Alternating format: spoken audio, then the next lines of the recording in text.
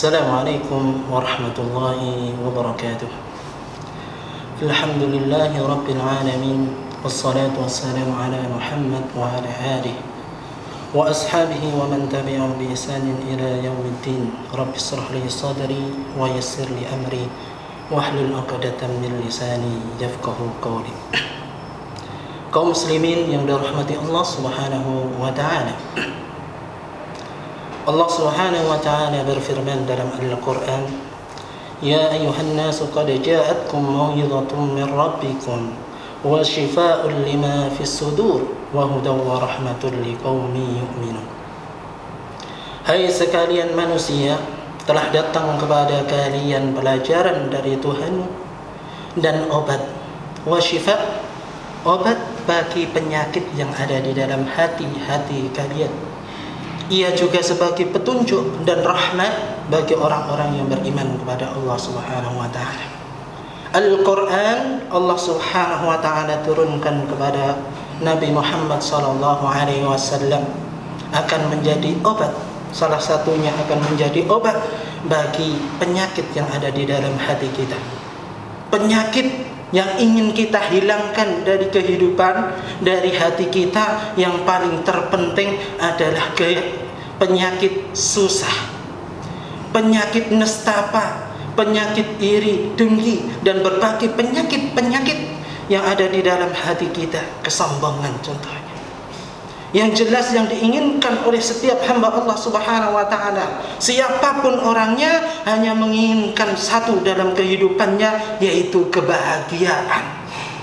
Dan kebahagiaan itu tidak akan pernah didapat oleh seorang hamba kecuali dengan mendekatkan dirinya kepada Allah, dengan mengingat Allah Subhanahu wa ta'ala. Sebagaimana Allah Subhanahu wa ta'ala berfirman, "Wa man a'rada 'an dzikri fa inna lahu ma'isyatan dhanka."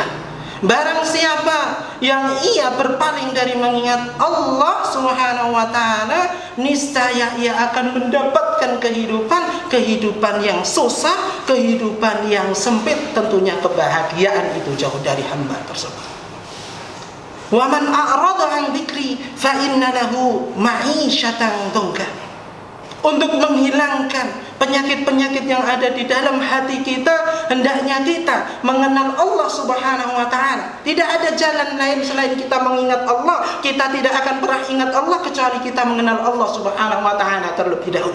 Jalan untuk mengingat Allah Subhanahu wa ta'ala hanya ada satu jalan, yaitu kita membaca kitabnya, membaca Al-Quran, mempelajari Al-Quran, dan mengamalkan apa yang ada di dalam Al-Quran. Ini kunci daripada sembuhnya penyakit hati dan kunci kebahagiaan kita hidup di dunia ataupun di akhirat.